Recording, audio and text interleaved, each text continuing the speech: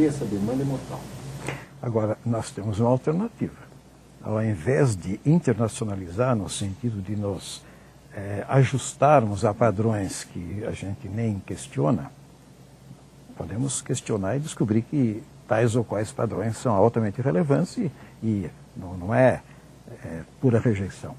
Mas existe uma alternativa séria à pura e simples internacionalização, que é desenvolver uma concepção cosmopolita. Não é a mesma coisa. De você conseguir, sim, integrar as múltiplas perspectivas em escala mundial em algo que faça sentido, que tire do paroquialismo. Porque a pior coisa possível é você cair numa posição defensiva e paroquial. Ou pior ainda, como talvez um pouco a filosofia americana, ofensiva e paroquial. Quer dizer, querendo impor aquele troço, né, do Iowa para o mundo. E aí uma concepção que realmente te leve a pensar o conjunto e pensar as diversas perspectivas e dimensões desse conjunto de modo integrado e crítico, não no sentido de pura rejeição. Porque o que nos atrapalha um pouco, e atrapalha institucionalmente, muita gente aposta contra a área de humanos porque diz, bom, é um bando de críticos, eles rejeitam tudo. Mas desde quando crítica é rejeitar, minha gente? No mínimo, crítica é você perceber qual é o fundamento da coisa e quais são os limites daquilo. Não é dizer eu não quero. Dizer, olha, aquilo que você apresenta como prontinho e redondinho tem tais e tais limites, vamos devagar, vamos pensar melhor. É essa que é a dimensão crítica que nos importa. Que se é para simplesmente rejeitar o mundo, não vale a pena. E nenhum de nós está disposto a isso, né? Então, a gente tem uma série de teorias a respeito do racismo por um lado, do multiculturalismo por outro. Né? Nenhuma delas sequer chega perto de descrever a situação brasileira. E a gente não tem uma boa teoria a respeito de quais são as relações raciais, ou que diabo de relações são essas aqui no Brasil. Isso seria uma elaboração de tipo cosmopolita. A partir de uma situação histórica completamente diferente, como é que você pensa aquilo que também é problema no mundo inteiro hoje? Mais agudo na Europa do que em outros lugares, mas que é um problema no mundo inteiro. E que te permite, por exemplo, de uma maneira inteligente, entrar em debates muito fortes nesse momento, como por exemplo das cotas. Porque senão vai entrar sim. Se é para a universidade entrar em alguma coisa, e ainda mais a área de humanos, tem que entrar sabendo do que se trata. Qual é o alcance da coisa? O que se pode esperar daquilo? Que consequências isso vai ter lá na frente? Exatamente. De repente você tem uma delícia de resposta no curtíssimo prazo e um desastre no prazo mais longo. Então vamos pensar isso. Exatamente. Esse negócio é sério. Quer dizer, a pesquisa para nós não é simplesmente uma específica área de trabalho. É um desafio constante para saber que diabo que esse troço significa, né?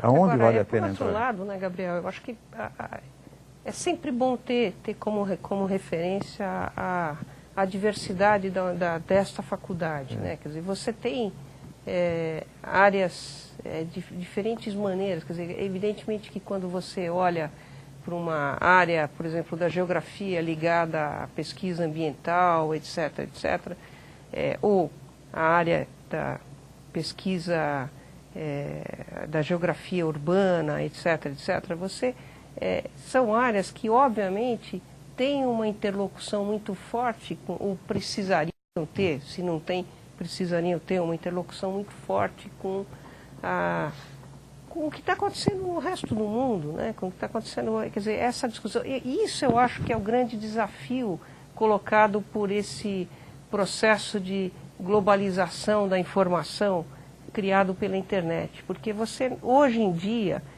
é muito mais do que o pensamento francês, o pensamento inglês, o pensamento americano. Qualquer estudante com um pouquinho de habilidade consegue ter acesso ao pensamento, a uma produção de conhecimento que está sendo produzida em diferentes lugares do mundo.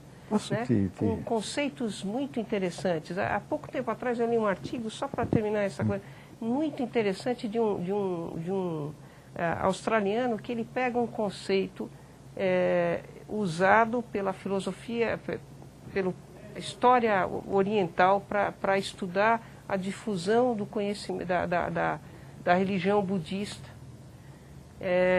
que é um conceito que eles chamam de localização, que é um processo a partir do qual cada sociedade oriental filtra do pensamento budista uma série de conceitos, e esses conceitos são utilizados localmente para criar não só uma vertente local, mas são utilizados para produzir reformas sociais locais, historicamente. E aí ele pega esse conceito, tá certo? Que é um conceito localmente produzido, e usa isso daí para analisar o conceito de paz.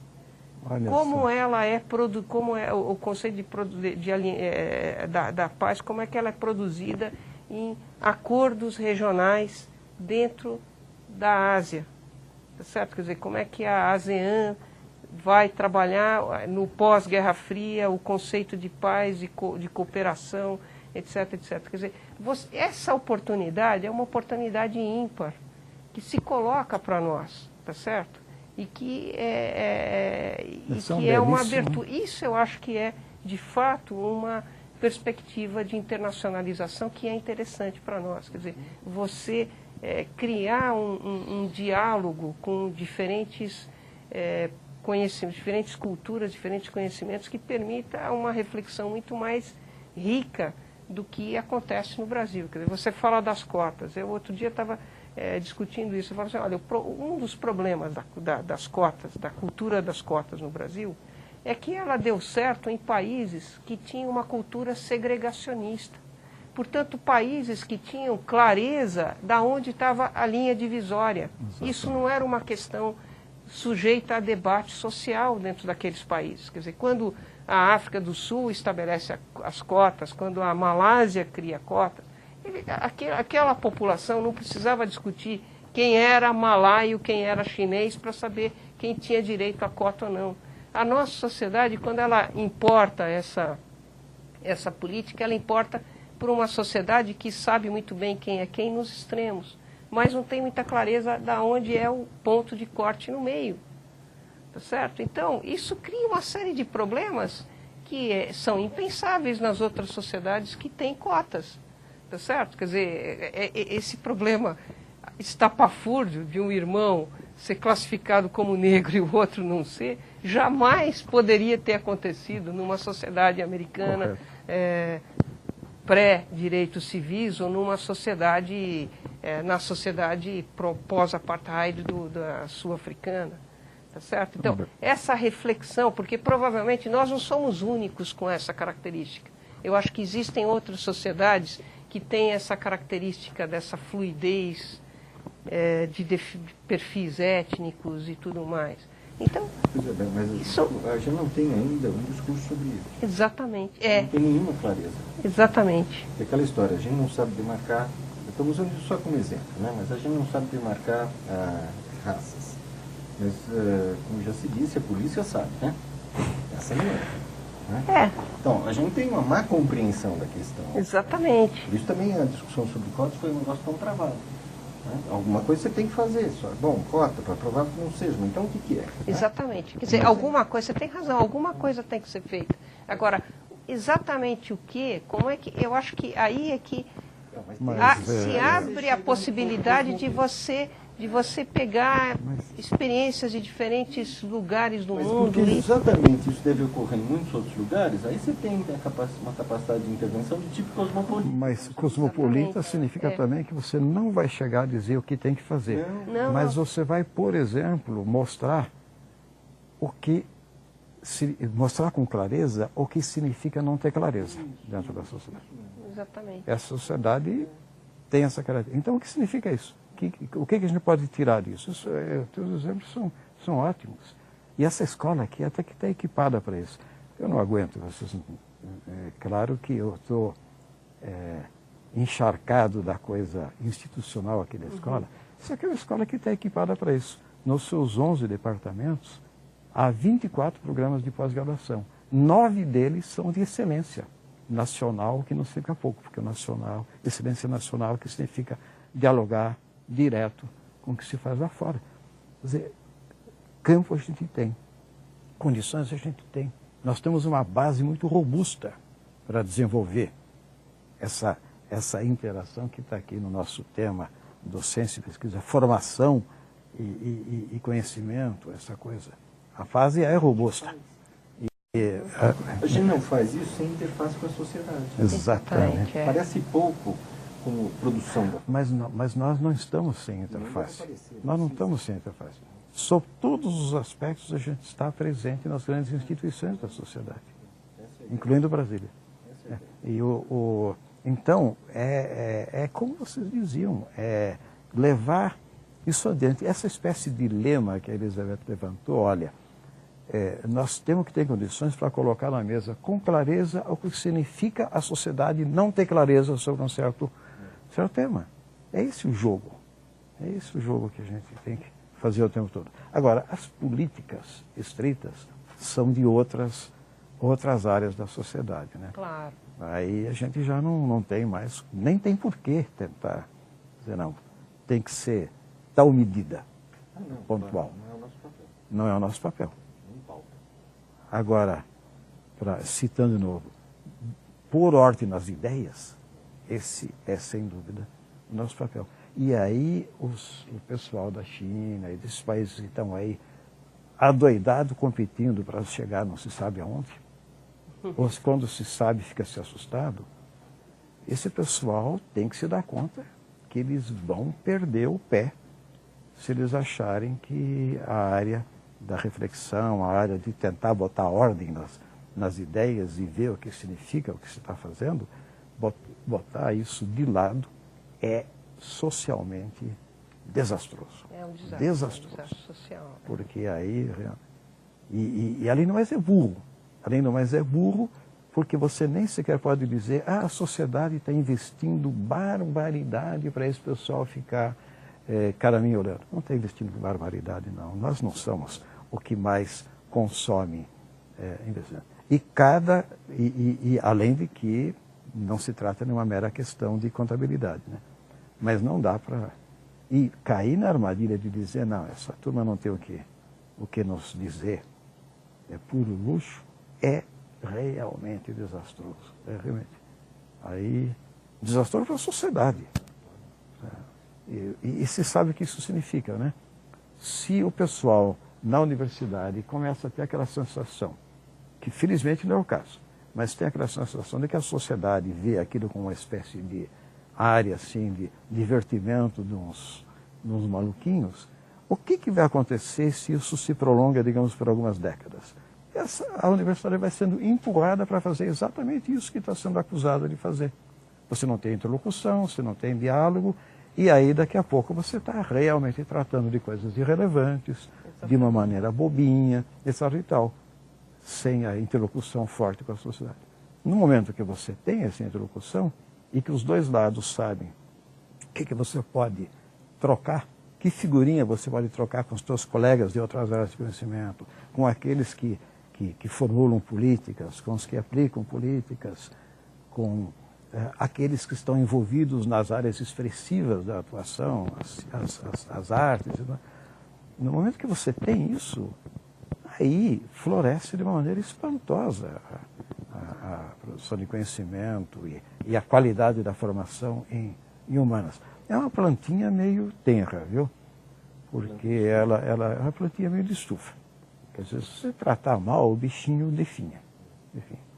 E não tem nem sequer o apoio do investimento em equipamento, né? Ninguém vai dizer, olha, segura aquela turma lá, porque senão a gente botou todo aquele laboratório à toa. Como não tem o laboratório, tem que concentrar na terra. Mas então, eu acho que do ponto de vista social a gente não está sofrendo isso. Não está. Não, ao contrário. Realmente não está. Eu acho que não. A demanda é forte, é intensa, tal, a percepção é positiva. Isso é um debate mais intramuros da universidade. Exato. Um debate a respeito de quais Você quer um exemplo, Carlos? de pesquisa. Estevão, você quer um exemplo que está nos preocupando aqui no dia a dia? E aqui, de maneira muito interessante, está reunido um professor da filosofia e um da área de ciências sociais. Há um desafio enorme colocado pela sociedade através da legislação nacional, que é a volta de filosofia e sociologia ao ensino de nível médio. Enorme desafio. Quer dizer, nós vamos ter que pensar todo mundo junto e muito duro para que isso seja realmente um elemento de avanço na capacidade da sociedade, né, para se pensar, entender aonde que está aqui projetos, pode formular qual o significado daqueles que formula, tudo isso, né? Está aí, está na nossa agenda. É uma agenda concreta. Sintoma desse tipo de mundo. Exatamente, que nós não estamos isolados num gueto, de jeito nenhum. Mas isso é uma agenda para a faculdade, né, Gabriel? É uma agenda para a faculdade. Quer dizer, a introdução desses cursos, se não se criar uma discussão em torno dessa, enfim, do significado, claro que não é a questão de você ditar regras, mas é no sentido de sinalizar opções, etc., etc., a gente corre o risco desses cursos serem uma versão esquematizada do curso de primeiro ano de sociologia, curso de primeiro ano de filosofia, desastre. Que seria um desastre. Não, mas que seria um desastre para os estudantes. Pois é, tá certo? Isso sem contar na transformação desse curso numa arenga marxista-leninista que completamente fora do lugar, que corre o risco, né, de aparecer. Quer dizer, eu acho que a faculdade tem uma nessa área, agora voltando para a parte de docência, a gente tem uma obrigação de fazer uma reflexão mais séria sobre a formação dos professores no ensino médio, do ensino médio, que é a nossa interlocutor mais próximo, tá certo? Porque os exemplos que eu tenho encontrado por aí, mesmo em bons colégios particulares, é lamentável nessa área de humanidades. Eu fico completamente assim embasbacada com as enormidades. Mas você está vendo a velocidade com que a gente desliza da pesquisa? Mas é isso. Para a docência, Como a gente não consegue desligar, porque não está desligado de fato, a gente desliza para lá com a maior facilidade. E tem outra questão. Além de deslizar isso, você vê que no momento em que entrou um desafio da sociedade, a gente já está embarcando aí no debate. Já, daqui a pouco nós estaremos aqui discutindo ferozmente sobre qual a melhor maneira de se fazer render socialmente. Exatamente, fazer render socialmente esse investimento da sociedade. Mas veja, Elizabeth, isso mostra que há uma inquietação real aqui dentro. Claro. A gente quer responder bem. Exatamente. Então não há nem a sociedade nos segrega e nem nós estamos indiferentes. Agora, existem mecanismos que estão sendo criados aí para tornar essa interlocução mais forte. Porque as nossas áreas de humanidades, elas vivem da interlocução. Não adianta você se especializar e produzir coisa que dá um prêmio Nobel. Ou você é um interlocutor válido da sociedade, que é ouvido e ouve, ou então realmente nós estamos mal parados. A pesquisa nossa passa muito por aí, né? Por mais especializada que seja em alguns pontos. E a docência nem falar. Se um estudante de filosofia se forma bem em estética, alguém precisa pintar quadro, alguém precisa pintar peça, ele tem com que trabalhar. Mas se não tiver interface o tempo todo, você não tem o que fazer. Exatamente. Chamar isso de pesquisa fica muito esquisito, mas de fato é exatamente isso. Se você tiver... No sentido de procura, de busca, até que pode fazer. Eu queria reclamar uma outra coisa também, mas por exatamente que a gente usa um vocábulo errado, que a gente fala de um jeito esquisito, quer dizer, chama de pesquisa aquilo que é outra coisa, ao invés de batalhar para impor outra coisa, se bem que já me disseram o seguinte: quanto melhor a gente explicar a especificidade do que a gente faz, pior para nós. Não é? Menos claro, mais claro fica, entendeu? Como é complicado conseguir fazer aquilo que a gente faz. Não é? Eu acredito, por isso eu vou insistir no fato da gente precisar mostrar a diferença. Por exemplo, uma coisa que é muito diversa aqui na nossa faculdade é que a gente separa com clareza. É uma faculdade de filosofia, letras e ciências humanas. Para começo de conversa, a gente não joga filosofia no campo das ciências humanas, como em geral se faz, só para baratear, porque fica uma linha a menos no organograma. Só isso. Porque não tem nada a ver, não é ciência. E não é humana, é completamente diferente. A gente toma cuidado com isso, mas expõe isso menos. Expor isso menos, teorizar menos, falar menos sobre isso, portanto, comprar o jargão alheio, nos custa dinheiro. A gente aí tem dificuldade para financiar. A gente não é barato. A gente custa muito caro, mas não parece. Porque quando eu digo, comprei uma máquina para sequenciar genoma que substitui tudo aquilo que foi feito há 5 anos atrás, custou tanto, custou uma fortuna. Era para comprar? Era para comprar. No nosso caso, você não pode dizer nada semelhante, não é? Mas a nossa produção é muito cara, inclusive do ponto de vista da infraestrutura. Ela precisa de muita infra, ela precisa de muita biblioteca, ela precisa dos seus laboratórios específicos, ela precisa de muita gente. Mas como a gente não pode fazer isso num pacote, principalmente focar, dizer, olha, eu quero esse observatório que vai custar tantos milhões, 25 milhões. Eu quero esse, mas foi por isso que eu usei como exemplo, não custou caro. Custou 25, aquele que fizeram lá no Chile. O Brasil foi um parceiro importante via FAPESP e o pessoal da astronomia daqui. Não é tão caro assim, mas é 25 milhões. Não é? Eu não tenho muita facilidade para definir na nossa faculdade o que seria um projeto. Dizer, olha, eu preciso fazer isso e, portanto, eu preciso de tanto. Não, é tudo muito mais pulverizado. Complica. Então, provavelmente valeria a pena a gente insistir em melhor clareza quanto a qual é o modelo segundo o qual nós produzimos conhecimento. Não é? Olha, não é bem exatamente pesquisa, não. É outra coisa mesmo. E é tal. Isso que a gente estava conversando, mas com clareza suficiente para eu poder expor isso em poucas palavras. Né? E de preferência curta. Mas eu acho que a diferença, a diversidade da faculdade vem justamente do fato de que essa diferença entre pesquisa, formação e docência, ela aparece dentro da faculdade. Quer dizer, você tem áreas em que essas atividades elas aparecem mais claramente, mais próximas do modelo original, tradicional, com que se pensa docência, pesquisa, etc., etc. E tem áreas em que essas coisas são muito mais mescladas. Mas eu acho que o que a gente precisa é justamente ter clareza dessa diferença e reconhecer que é justamente essa variabilidade que dá força à faculdade. Tá certo? Quer dizer, eu acho que você não pode pegar por exemplo, na área de sociologia, ou na área de antropologia, aquela atividade de pesquisa que a pessoa vai lá fazer trabalho de campo no Xingu, etc., etc. Tá certo? Ele está ali para aquele professor, naquele momento, ele está fazendo claramente uma atividade de pesquisa. E isso é uma realidade para ele. Ou no outro extremo, quer dizer, o professor que trabalha com aerofotogrametria, tá certo? Ele trabalha com equipamento, ele trabalha num mundo muito mais próximo da ciência hard do que digamos assim, um professor normal da filosofia. Embora eu acho que dentro da filosofia você também tem essa variação. Em teoria literária fica mais... Exatamente, teoria literária.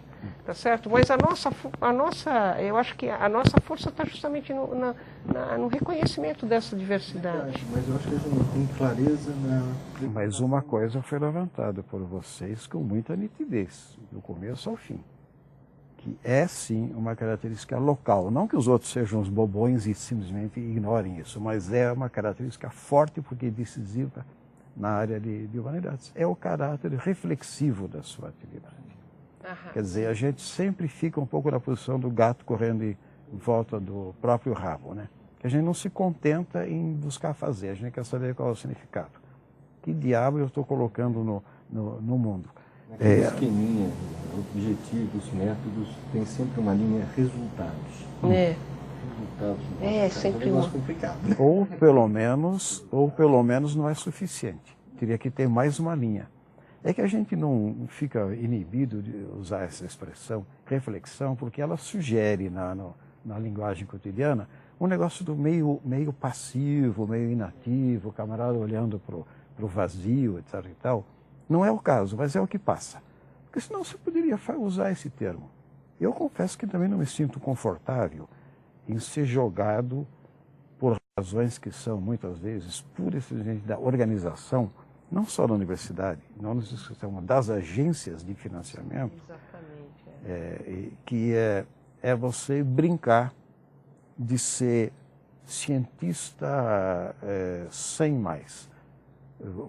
Porque isso, além do mais, te priva de uma coisa importante, que faz parte do nosso métier. O que significa ser cientista sem mais?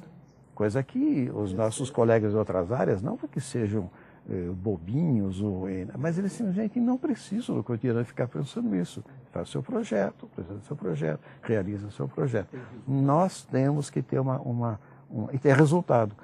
E na hora do resultado, o que nós fazemos? Perguntamos sobre, bom, e agora? Eu fiz isso. Valeu a pena? Aonde que eu vou encaixar isso? Então, o resultado, tudo cheio de interrogação, né? A não ser quando é uma coisa muito, muito, muito pontual, né? Que você pode... O teu exemplo é muito bom. Qual é o perfil da vítima de homicídio violento nas grandes capitais?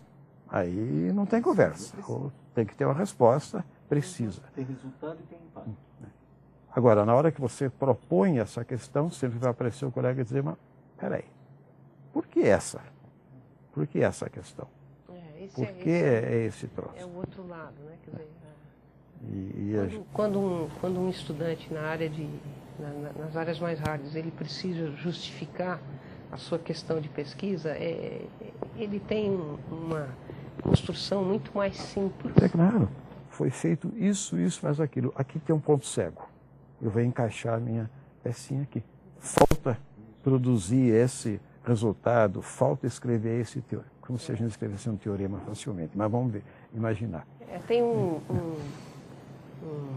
professor inglês que sempre ele tem uma figura que eu acho muito interessante, que ele fala: as áreas de humanidades elas têm um padrão de comunicação que é um padrão rural, enquanto que as áreas hard elas têm um padrão de comunicação urbano. O que ele quer dizer com isso? Ele está dizendo as áreas de humanidades, elas por definição elas elas crescem se fracionando e criando pequenas comunidades em torno de questões que são ao mesmo tempo relevantes para a sociedade e relevantes para essa pequena comunidade, mas é muito difícil você interligar essas comunidades para criar uma questão que é a questão para onde converge toda a pesquisa, todo o financiamento, todo o investimento. As áreas hard não, elas têm um padrão de comunicação urbana no sentido de que todas as pesquisas convergem para 3 ou 4 pontos que são os pontos focais do avanço do conhecimento dessa área. Ele diz, bom, então, isso precisa ser reconhecido e ser identificado, porque isso daí é que vai dar toda a diferença da qualidade de uma produção e de outra. Certo? Não, quer dizer, por que o livro é tão importante na nossa cultura e o artigo é mais, né? O artigo, você não estava falando, o artigo postado na internet que precisa estar um segundo na frente do outro é tão importante para algumas áreas de ciência hard, porque você tem essa diferença mesmo. E eu acho que essa diferença, eu acho que é isso que é interessante você ver países como a China de repente se darem conta. Essa diferença é a força dessa área e é o que dá a importância dessa área para a universidade, tá certo? Porque isso, a sociedade é assim, a reflexão sobre a sociedade no fundo acompanha esse padrão multifacetário da sociedade. Quer dizer, você não tem por que usar o padrão da teoria literária para analisar a pesquisa sociológica, mas também não tem por que, vice-versa, usar o padrão da teoria da sociologia, sociologia empírica, para a área da teoria literária. Eu acho que aí você dá um pouco para entender essa diferença. Deve ter alguma coisa errada nessa metáfora rural-urbana. Não sei ainda bem o que é, mas eu achei que ela é meio malandra, né? É o Thomas Becker que faz essa... Pois é. essa... É só voltar porque eu estava levantando agora há pouco a distribuição de recursos para a pesquisa. Isso é um bom meio de já deixar claro para onde eles devem ir e para onde eles não devem ir, né? Não, eu acho que não, viu? Eu acho que a gente tem uma percepção mais... Nós somos, principalmente na experiência brasileira, muito menos mal aquinhoados do que a gente imagina. Não, não acho que seja. Eu não acho que a gente seja de fato, não, falei, a gente é caro. Né? Pois o trabalho que se faz nessa faculdade e nós não caro somos mal aquinhoados, eu acho. Não, acho que não. Mas eu acho que pensar assim é complicado, porque provavelmente não vale a pena pensar a política de pesquisa em geral, agora estou incluindo as ciências também, em vista só, não é? A capacidade de retorno. Né? Nem mesmo, e claro, nas ciências duras você tem uma rede mundial de fato e, portanto, a coisa é muito mais acelerada e você tem a possibilidade de retorno de conhecimento, né? Muito maior. Mas vale a pena você ter dispersão. Claro, mas mas esse professor não estava fazendo... Essa analogia não é demeritória para as ciências humanas. Ele simplesmente está argumentando que você não pode esperar que as ciências humanas venham a ter um comportamento em nenhum momento similar ao comportamento das ciências hard, porque a tendência dela é criar um padrão mais fragmentado de comunicação. Eu acho que é interessante essa ideia. Quer dizer, você não pode se voltar para nenhuma área das humanidades e dizer assim, bom, qual é a questão focal a partir do qual eu vou avaliar a qualidade deste projeto, daquele outro projeto. Isso você não tem. Eu acho que a gente não tem mesmo. Não tem. Tá certo? Agora, na área de bioquímica você vai dizer, não, esta questão aqui é uma questão mais central para o avanço do conhecimento na minha área do que essa outra. Então, este projeto é um projeto mais relevante do que esse. No nosso caso, isso é um problema, nós não temos como dizer isso. Em geral, a gente nem aceita políticas de indução de pesquisa, coisa que é muito viável e tem efeito muito positivo nas áreas de ciências, né? De fato é diferente, né? Exatamente. A organização faz parte da natureza da coisa. Mas parece que é um pouco... Nós chegamos, né, no ponto em que gostaríamos de começar, que a tradição da gente é depois começar, né, a conversa. Mas creio que deu para perceber alguma coisa de como é que nós tentamos nos colocar no mundo da formação e da produção de conhecimento e tudo mais. A gente faz força. Na realidade, o que foi levantado aqui envolve exigências muito severas para o trabalho intelectual, para o trabalho acadêmico, para o trabalho de formação, muito severas. A gente fala assim com uma certa desenvoltura, não, tem que ser reflexivo. Como se fosse tão simples, né? Como se fosse tão simples, a gente simplesmente saísse por aí refletindo, né? Não tem... Aí entra uma dessas coisas que não vai dar tempo. E é quase um paradoxo dizer isso, não vai dar tempo de discutir, porque nosso tempo acabou, que é o problema dos ritmos de produção aqui dentro. Mas não dá tempo. Obrigado, viu? Muito obrigado.